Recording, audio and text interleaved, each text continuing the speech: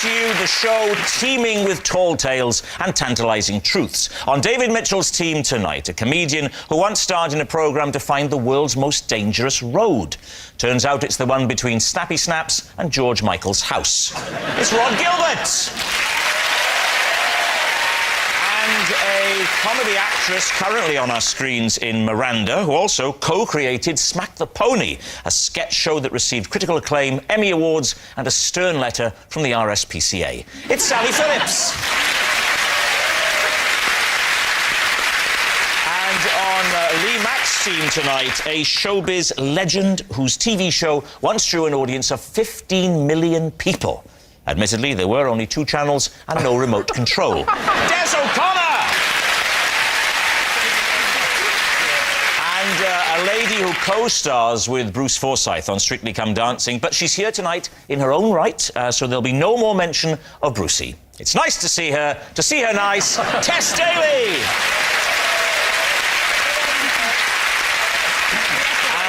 So to round 1, Home Truths, where our panellists each read out a statement from the card in front of them. To make things harder, they've never seen the card before, so they've no idea what they'll be faced with, and it's up to the opposing team to sort the fact from the fiction.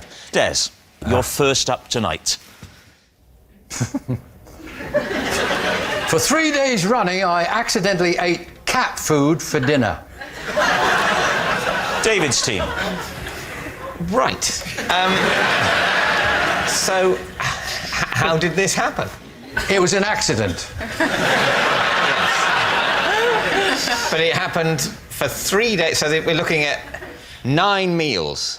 Now, I didn't eat every meal, but I ate on one of the meals, one at lunchtime, one at snack, and one at dinner, but not necessarily in that order. And I'm assuming you thought the cat food was something else. Why would you assume that? Because otherwise, Des, it's not an accident. Was it wet or dry cat food? I'm not a cat, I don't know. No, but as a highly evolved mammal, you do know the difference between wet and dry.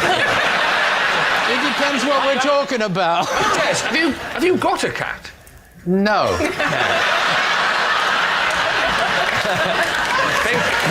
There's a chink in this, isn't it? There's a little chink in this. I would point out that this didn't happen at home, obviously. Oh, I see. Right. Where did it happen? Abroad. I was abroad in a foreign country. Which foreign country, Des? Which foreign country? I didn't see their flag, but I was... How did you eventually find out that it was cat food? I'd rented a place. It was in Spain, right? Yeah. I'd rented a villa, and I had to go and do my own shopping. And I was walking around and I saw these tins with a little fish on the side, and I thought, well, that'll do. I don't speak Spanish, not that well, anyway. And I brought it back, and I was opening it, and the lady who was doing the house went, no, meow, meow, meow, meow, meow. What did you think it was, Des? I thought it was a kind of fish. Like a tuna, perhaps? Yes.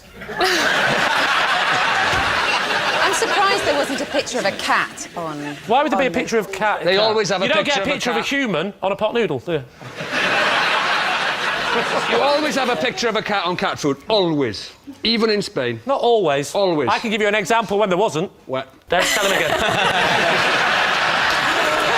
Right, David, what are you going to say? What's your guess here? Is he telling the truth? Sammy? Well, I'm beginning to think it's true, I must say. I'm sorry, Des. I'm coming round to it. OK, so David... Yeah, I think it's true. So, Des, are you telling the truth or telling a lie? Well, they all think it's the truth, but it's the truth.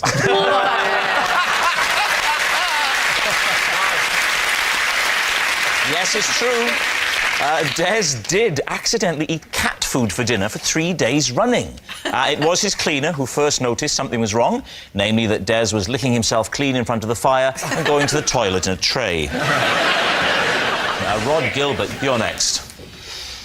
I cannot go on airport travellators. The one and only time I did, I got so freaked out by how superhumanly fast I was walking, I had to be taken to the sick bay to calm down.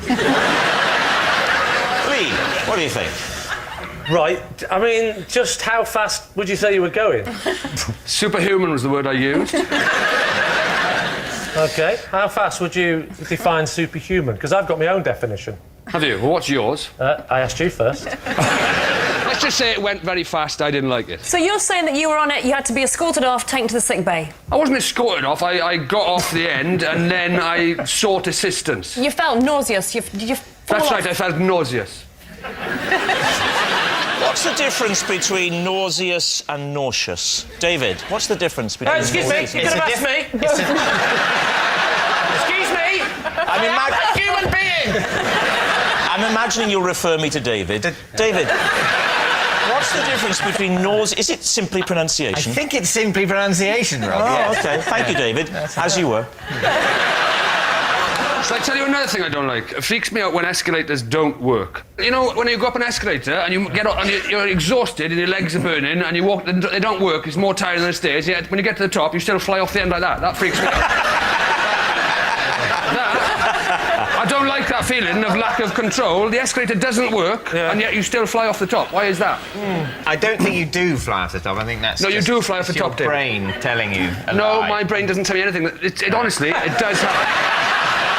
Rob's brain does not tell him anything. No. Is that official, yeah? What do you mean? It's not my brain telling So me I'm you're flying saying that off we're the on end. at the top of a stationary escalator, you in Yes. some way are thrown Yes. off the end of it Yes. as if it were... As I described. That's nothing to do with the electrical motor in the escalator that isn't turned on. I'm not saying it is. That's because you're using a certain amount of extra energy in order to go up some stairs, Yes. and then suddenly it seems That. easy to go on the... Well, you'll find that at the top of a normal flight of stairs. No, you won't. Yes, you will. Nobody flies off the top you'll of a have- normal stairs. Hang on a minute. Let's have a go, shall we? Let's give it a little go. Oh, you're right, David. Oh, you're quite right. What I'm going to tell you now, Rod, you may not be ready to hear. But the feeling of getting to the top of a normal flight of stairs Is not the same. and the feeling of getting to the top of an Rubbish. escalator that Rubbish. is not turned on Rubbish. is Rubbish. the same. It's not. It is the same. It's not. It is the It's same. not. This is madness. Not. What you're saying? You started off saying it's I'm my... not going to discuss it anymore. I've told you the information. At some point, you will accept it. Yes. Rob, you're on this travelator, OK? I was, yeah, And was. you didn't like the fact that you were going so fast. Is No, that, would that be a fair assessment? Well, that's exactly what I said, so yes. Yes. Why didn't you stop walking so you weren't going as fast? I just don't like the way they kind of bump. Tell you what. They kind of shift along. I just don't like that. Oh, it's the feeling. up and down motion. Well, there's a Why little didn't you- cushion padding in it, yes. You could have walked backwards and then you'd been standing still. Yes, I know, but I If had you judge the speed right. All right, but I had a plane to catch, David. So what do you think, Lee? Tess, what do you think? Well, I'm trying to read his body language, because I'm a woman and we do intuition very well. He's very laid back. He seems very committed. Very he committed, might very be telling the confident, truth. very laid back. Yes. What about you, I Des? just think he's telling the truth. Or I think he. I mean, Thank you, Des. I think he might be telling the truth. You're saying true? Am I? True. True. True. Rod, truth or lie? It is a lie. Yes, it's a lie. Of course, Rod can use airport travelators.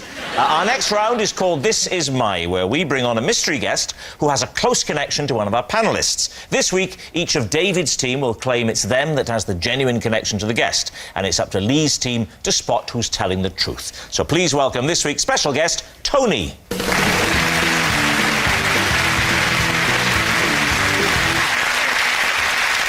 Welcome, Tony. Rod, what is Tony to you? This is Tony, and for 5 years he was my badminton doubles partner. Right. Sally, what is your relationship with Tony? This is my uncle Tony, and last year I asked to have a go on his mobility scooter, and I drove it into a pond and wrote it off. Right. Finally, David, how do you know Tony? This is Tony, and when I was little, he used to help me get to sleep by telling me bedtime stories about the war.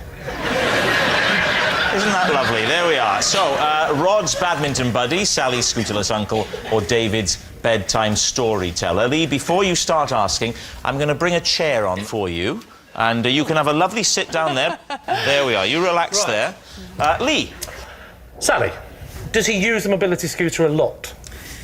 Quite a lot. He's had 2 hip replacements. So he can get by without the fact that he walked on Yes. fine tonight. Yeah, is... sure. I don't think they're just for old people. You know, I've got a bath with a door. I think it's nice. That was more a DIY mishap, though, wasn't it?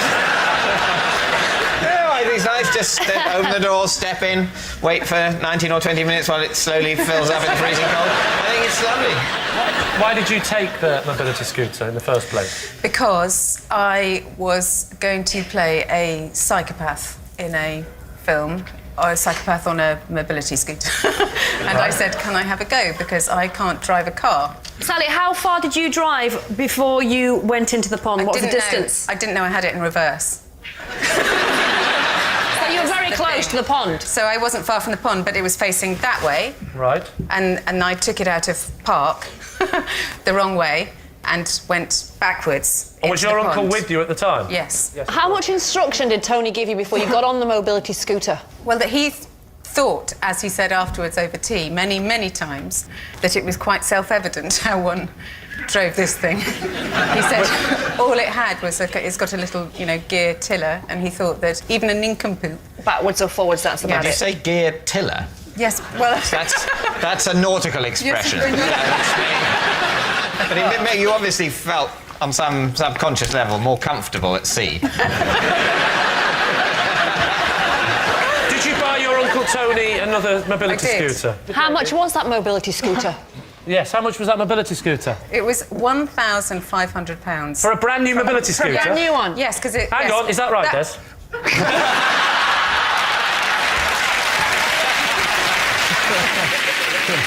Should we move on to Rob? How long ago were they that you were playing badminton as doubles? That we were doubles partners? Yes.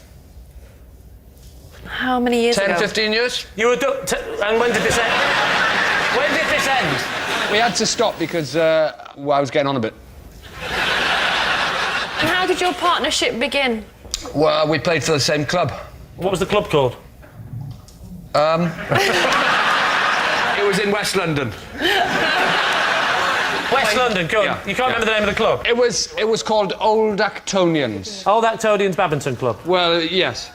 Did you wear the full gear, shorts, and, looking... No, I wore a miner's helmet and he wore a frogman's outfit. Of course we did, Des. Did you ever win anything yourself and Tony? We won a lot, yeah. And why did you come about playing together then? Why didn't you go for someone, no disrespect to Tony, why didn't you go for someone a bit Because more... we complemented each other's game. When you say you complimented each other's game, you went, you're good, so are you. Come on. Out of you two badminton players, Rod, who would you say was the better? Tony was a much better player than me. Tony played for England. This started out, we were just knocking around in a West London club. Now, he is the Rafael Nadal of badminton. Why, if he played for England, Yeah. and he was so good, Yeah. why is he choosing you to partner him? I think it would be fair, and Tony wouldn't mind me saying that when I played with him, he'd have been probably I think he was in his early 70s. Whoa, when you were playing with him? When I was playing with him, yeah. OK. The prime age for badminton. particularly international level. OK, David, what's your connection with Tony? What's your He lived next door when I was little. And he read your bedtime stories? He would occasionally babysit for me and my brother, and It's feasible. Made up, or was this was just his stories from the war? not out of a book, but ostensibly true. Did he ever just shout them through yes, the I wall? think- Surrounded by Germans, and so, basically, I'm trying to get to sleep. I don't care! How old were you? I think I would have been... 23. I think it's around the time I was sort of 5, 6, 7, that sort It of... could happen. I had another neighbour who would sing me nursery rhymes and bounce me on the knee. And Am I the only one who had parents? What's going on here? I think perhaps what it was, Lee, with you, is that your parents found it very hard to find any other adult who was willing to take sole responsibility for you. Now, let me ask you this. Would Tony ever come round not for babysitting, but just to tell you some of these stories? Or would it only happen when he was babysitting? I think it started when he was babysitting, but he'd come round quite a bit anyway with my parents. David, you just did an upwards inflection. I've never heard you do that before. That's so not like you. Right? sometimes he would come round anyway? What's happened to you? I'm on national television. I'm getting a bit defensive about talking about my abuse-ridden childhood. That's all it is. Of all the war stories that he told you that helped you go to sleep, what would you say was your favourite? Well, I think the thing that I found most interesting was the story Tony told about his mother, who during the war worked in the library in Oxford. This is the interesting one. What she had to do was they had to compile and analyse and place photographs of the Japanese coastline. I'd say what, it's getting better, carry on. In preparation for an invasion of Japan. And you said, thank you, as a 5-year-old, that's very interesting. No, because by the end of the story, I was asleep. It's time for an answer, Lee. So, is Tony... I'm still trying to get the idea in my head of just passing David's door and hearing a man in cycling. I mean, obviously, with the coastal line of Tokyo, it's very hard to determine whether we should have a land invasion or by... oh, you're asleep. Oh, OK. My job Nighty night. Sleep tight. Don't let the Japanese invade. I think Rod we can discount. There were too many flaws. I agree with you. I think it's one of the other two. And I got a horrible feeling that it's David in the middle there. I know which one David is. All right, what about the mobility scooter with Sally? Have you ever taken your driving test? No, I've never even taken it. Never learned to drive. You can't emphasise the word even if it's the same thing. Have you ever taken your driving test? I've not even taken it. So Lee's team, is Tony Rod's badminton buddy, Sally's scooterless uncle, or David's bedtime storyteller? What are you going to say? It's not Rod. It is. Tess, what are you going for? Sally. Sally. I think David. And in a weird way, I've now gone back to Rod. You can see it in his little Welsh eyes. But you're wrong. And his little devious Welsh eyes.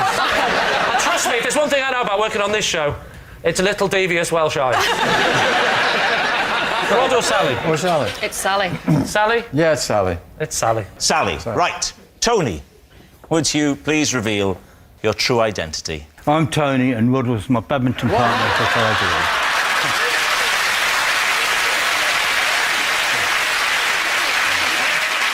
Yes, Tony was Rod's badminton doubles partner. Tony, thank you very much. Well, thank you.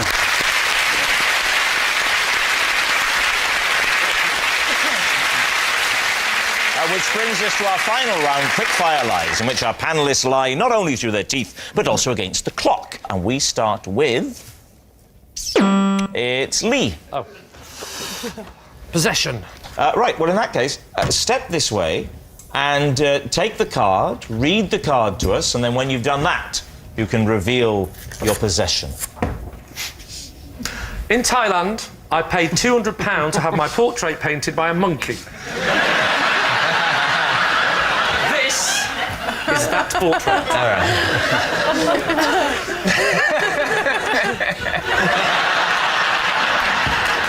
Can I give you that? David, what do you think? There you go. Treasure it. What colour shirt were you wearing? You probably want to ask less what colour shirt I was wearing, what colours were available to the monkey at the time. You don't particularly remember it being green. No, and I don't Were you remember having eating- 4 green ears either. And what colours were available to the monkey? Blue, red, green, and its own excrement. That's my face! Can I just say, I was recently at a zoo where I was painting with chimps. In the North Wales, in the Colwyn Bay Mountain Zoo in Wales, and I tried to get them to paint stuff, and there's no way that they would have done that well. I'm not being racist, but that's your Welsh chimp. That's all I'm saying. How big was the chimp? Well, let me remember now. He was sort of like this.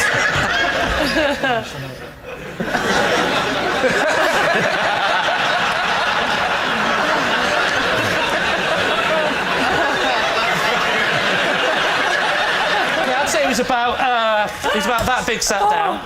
Yeah. So that plus a couple of chimp's legs.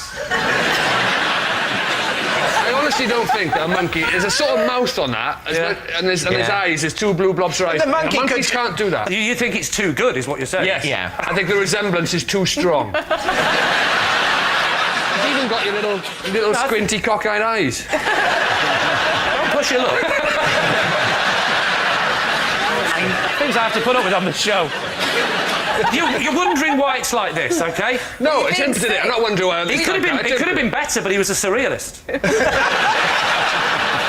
David, what are you going to say? Is this monkey story true? I think it's a lie. I think it's an absolutely pointless act to get a monkey to paint a picture of you, and I think Lee would also have thought that. I think Rod thinks it's a lie. We know that. Sally? He looks like a hard man. Okay. We wouldn't be easily. So, David, you're saying lie? I think It's a lie. we all think it's a lie, Okay. yeah. Lee? I'm sorry, but it feels weird being up and not being able to press something. Do you mind? Not at all.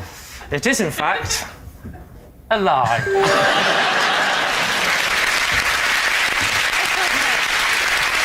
Yes. What a surprise. It was a lie. Lee It's didn't... a lie. How am I supposed to sell that as a truth? Do you know what? I'm glad it's not mine.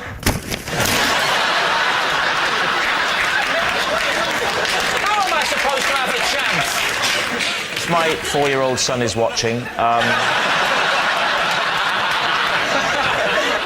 Thanks for doing it, and I'll fix it, and I'll bring it home.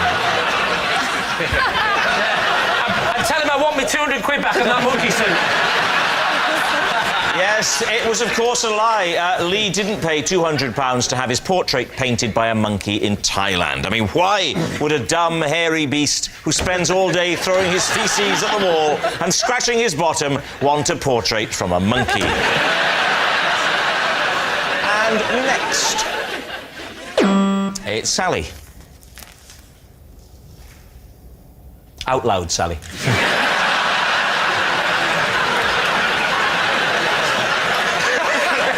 Because he swims in our local pool, my husband and I play a game over text called I've Just Been in the Water with Trevor McDonald. I'm currently beating him 3-2. Well, I mean, it sounds plausible. Did I have a couple of little blackouts in that sense? I suppose there might be some people watching who aren't aware of who Sir Trevor McDonald is. He's the esteemed newsreader and journalist, just in case. So there could be some young, people who don't know who he is. So if you go swimming and Trevor McDonald's in there, you get a point. That's the rules, right? Yeah, Do you live near him? I do live near him. Do you ever talk to Trevor McDonald? Not really. I sort of made eye contact with him when we were both buying fireworks once. You didn't bother does- playing the game. I've made eye contact with Trevor McDonald in a fireworks, so I didn't catch on. No, because it's important that he's in the water. Sally, who saw him first? My husband saw him first, because I'm quite short-sighted, as you can see. And was he I don't- swimming? Was he swimming? Yes, he was swimming. And And what? he wears nose clips. Is he? Are you concerned that he's going to watch this programme and this is now going to be awkward? It's going to be out. I am a bit concerned. I tell you, the person who'll be really gutted is my dad, who says hello to him in the supermarket. So he's got his own game going on with your mum, I my think. dad's name-dropping Trevor McDonald, hello to, by the onions, and so we started going on better and saying You live hello in a to very Trevor small McDonald. little village, don't you? You know this is true, don't you? Yes, of course, because we live quite near Nearby. each other in show business land. Yes. There's a swimming pool, a fireworks shop, and a supermarket. It's a lovely place. Is he a serious swimmer doing laps? You know, he's in Goes there having up a and serious... down. Yeah, goes up and What do down. you mean on the spot? Up and down would signify sinking and desperately trying to... You mean No, back because and he does forth? lengths. He goes... Lengths. What's his stroke? You know what He I don't want to hear about alternates. this. He alternates between what? Between breaststroke and front crawl. See, Which do you prefer? Which do I'm afraid I have to do breaststroke. You're a breaststroker. I can't Well, get you've got to the keep your end. head above the water, haven't you, to look out for newsreaders? So what do you think, then, Lee? What do you think? Is Sally telling the truth? I think you're making it up. I think it's a fib. What do you think? I think it's true. You think it's true? Yeah, I think it's true. Oh, I'll go for true. You're saying true. Yes. OK. Sally Phillips, truth or lie? It is a lie.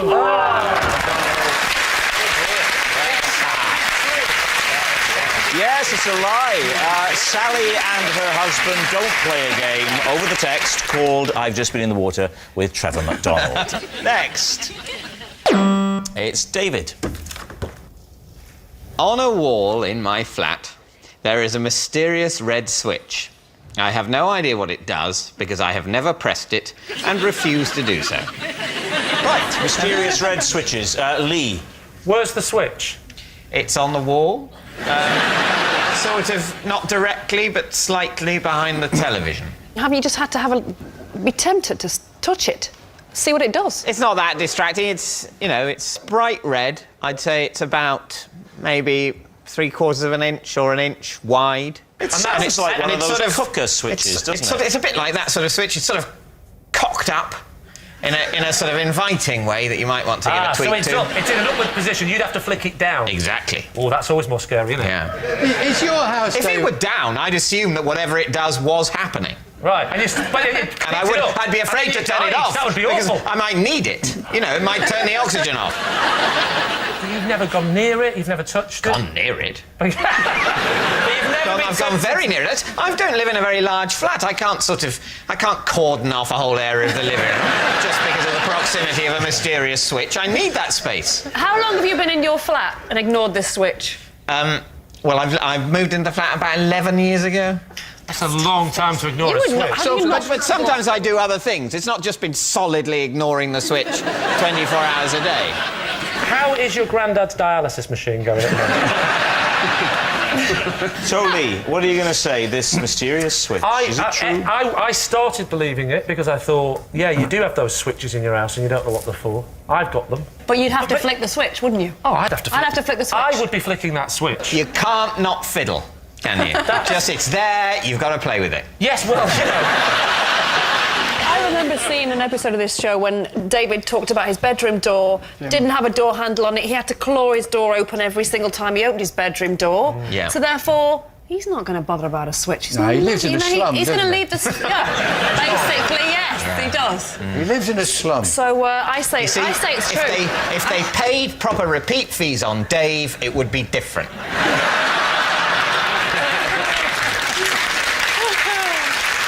So, Lee, what are you going to say? Truth or lie? Des, He's telling a lie. you think he's telling a lie? Yes. Why? Well, I don't think he can ignore that. Look at that intelligent face. Look at that beard now. He does look like a professor. He hasn't got a bedroom door handle, Des. How do you know? How do you Because know? I've watched... So, truth or lie? I think I will go with Tess and say it's true. You're saying it's true. David, truth or lie? It is true. Yes! Yes, it's true. David does have a mysterious red switch on the wall of his flat which he's never pressed. Oh, and that sound signals time is up, and it's the end of the show, and I can reveal that David's team have won by 5 points to 1. But it's not just a team game, and my individual liar of the week this week is Sally Phillips. Yes, Sally Phillips, who's given us more barefaced treat than a leapfrog competition at a nudist colony. Good night. Loving while loathing, Jeremy Clarkson joins Ian and Paul to guest host Have I Got News For You in just a moment. Then the race is on for Lee Mack to prove he's telling the truth again, and this time it's not going out. It's 9:30.